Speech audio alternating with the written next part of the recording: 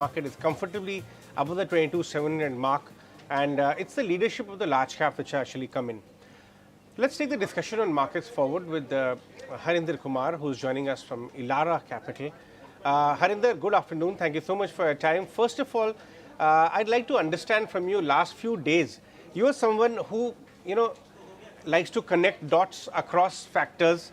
And however much we may debate that whether election is a long-term factor, it may not be, but short-term it is definitely a factor. And some sections of the market were getting nervous as we go into elections, saying that, what could be, which way could it swing? I want to understand from you from the practical standpoint, leadership, continuation in leadership is what the street was expecting. In whatever fashion it may come, do you think street will take it or absorb it, or a weak win by the current leadership may actually impact sentiment in the short term? Yeah, good afternoon, Ajay. I think it's a very pertinent question. And we are always amazed at how jittery the market becomes before every election. The most asset managers would say that elections don't matter. But now we are seeing a renewed interest in terms of trying to figure out exactly where the numbers are going to pan out and how they're going to pan out. Now, why this election is very important is, I would like to point out to the growth trajectory of the nation. I think the most consensus number is around close to 6.5% trend growth for India. But if India has to grow to a developed economy, to a developed country, we have to grow at 8% if our 2047 objectives have to be achieved. Now, this differential spread of 200 basis points cannot be achieved with the current political construct of the country. So a lot of the state subjects, such as power, education, judiciary, etc., will have to somehow be adjusted from the concurrent list or state list to the central list if India's GDP has to grow. And that can only happen with constitutional reforms. And hence, the 370 number becomes very, very material for the market at large. So yes, the numbers with simple majority, the country can go on. But if it needs to lift its growth trajectory, we need to have 370 plus. So I think this is the context of this election. Whether the incumbent government gets there will tell us whether the country will see a re-rating of its terminal value. So if we get that number, the markets definitely should gap up, or the trend should continue up to December. If not, you could go into a sideways movement. So yes, now the markets and investors are evaluating whether numbers and how they're going to pan out. And hence you see some amount of nervousness in the market at the given moment. Harinder, let's shift focus and talk about more durable factors on which the direction of the market actually depends upon, like earnings quality and valuations. The tally so far has been pretty mixed, I would say. There are some mid-tier companies like Poonawalla, for example, or Jana, for example, and a few others with blowout set of numbers. At the same time, there have been some which have been mixed and soft. How have you analyzed the numbers so far, and does it support the valuation trajectory? Absolutely. I don't think there is a material headline risk to the Nifty at these prices. So even if on a forward basis, we are trading at 21 times, the earnings growth is going to catch up. Many of the companies are trading at attractive valuation. Some of the PSU names, the power names. I don't think there is a valuation risk on the headline level. Mid and small cap, yes, there could be pockets of overvaluation, but that get digested over a period of time. It comes with this relevant risk. So we are not worried on the headline Nifty. We have a view that, you could see a possible 15 to 20% return up to December. We are on the optimistic side of the, of the market to the extent. So where is this return going to come from? I think the big outlier return is going to come from the auto index. Now, we have seen that the sector is coming out of its COVID lows, and in fact, it just broken out of the COVID highs that it had posted. So it's one of the lagging sectors that actually has caught up. So I think FIIs love this space. Numbers are backing it. And the trend growth is going to be superior to other sectors. So yes, auto numbers were very, very good. So it will continue outperforming some of the other sectors within the index. The other more important thing is, I think the bank Nifty, the numbers posted by ICICI Bank are quite impressive. And we are going to see a significant amount of re-rating as the FI flows come in within ICICI Bank as well. So the bank Nifty, which is kind of in a reasonable valuation zone with private banks not having done so much over the last 1.5 years, could see some amount of re-rating, which is this is a very nifty, heavy sector.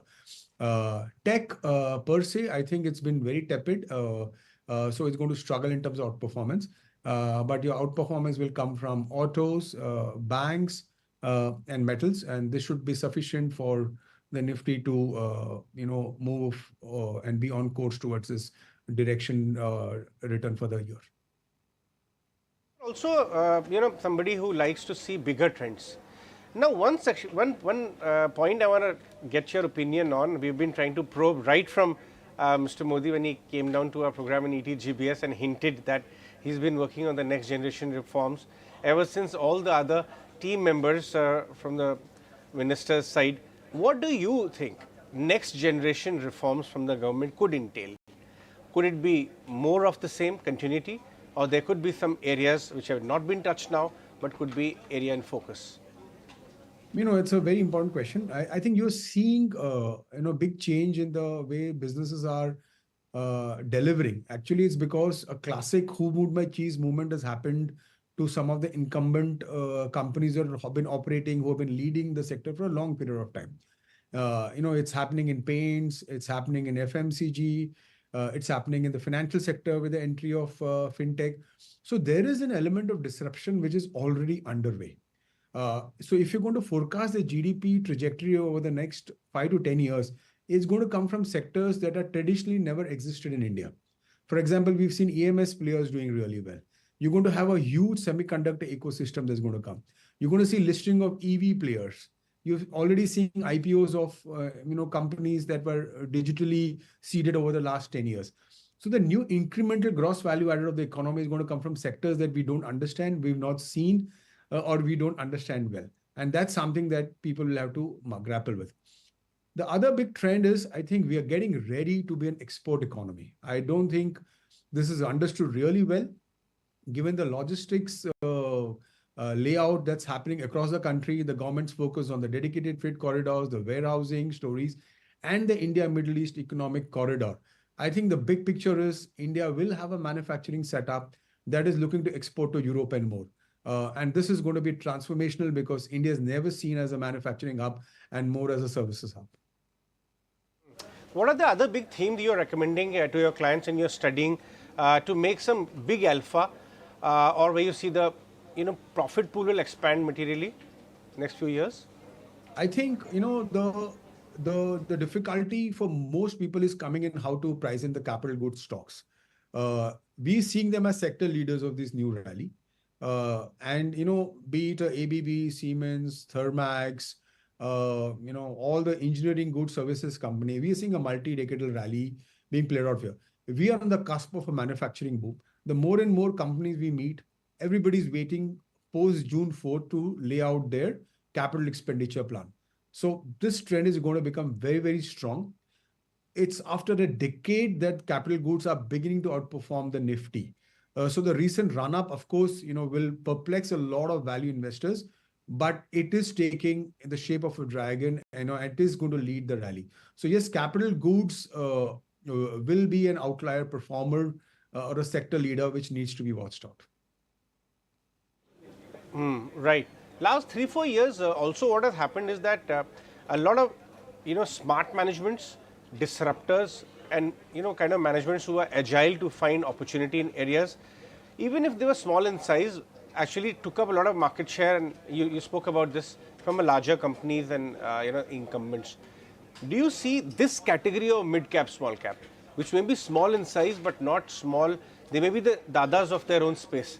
Continue to make big money going forward? Should we look at mid cap, smaller differently, or it's okay to put them in the same basket? Oh, not at all. I think, as the economy broadens, in a recession period, you see the convergence of money into the leaders. But as the economy starts to do well, the value creation process broadens. So I think the mid cap, more than the small caps, has a longer runway, in a bull market. And historically, also we've seen that mid caps tend to outperform large caps, which is true because the earnings grow at a faster rate, given that they are capturing market share, getting into newer markets, etc. So yes, a large part of your allocation should be mid caps. And I think what technology and capital is giving is the ability for the companies to morph much more faster. So the companies who are smaller are more agile and more faster in taking market share. So I think it will be a mistake to miss out saying that they are on the mid size and they will not be able to win against the larger ones. I think you need to be staying focused on mid caps. Some of the tech names as well. We've seen that now they become debt free. They've raised capital. They've undergone transformation over the last 2 years post listing. I think they'll also come back into the game.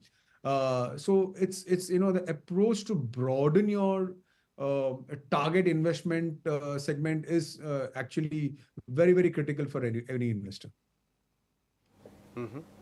What about global? Before I let you go, Harinder, just a quick view on the global developments. Yields are elevated back again. Dollar index is also again rallying, and the data coming out of US is very mixed. On the one hand, US Q2 GDP came out so strong that everybody thought that rate cuts will get delayed. Then the next set of quarterly GDP from US came in weak, but US retail sales is strong, all of that. So the messaging from US data has been very mixed. What are your thoughts? Yeah, so how do you play a macro framework? I think ideally sitting out of India, what cues do we take globally? So the cues we take globally is this, at least now we have the framework that there is no rate cuts for the rest of the year. Europe is going to struggle. Energy prices might stay elevated because of the Middle Eastern and the Ukrainian conflict. So interest rate in India will stay higher. Inflation will be higher. Now, in that context, we can build a strategy on investing. So our view is that if this is going to remain, none of the current themes are going to undergo a change in India. But mind you, the longer the interest rate scenario remains like this, the Western economies are going to struggle. And that would mean that China would also struggle exporting to them and India becomes an interesting destination. So in this context of safety plus growth and an average inflation trend for India, we're expecting FI flows to be higher than last year and more FDI flows as well. So I think our rupee is going to be okay, which means more flows and a more supportive equity market for us. Excellent, Harinder. Thanks so much for your time. If you like this video, then like, share and subscribe to ET Now.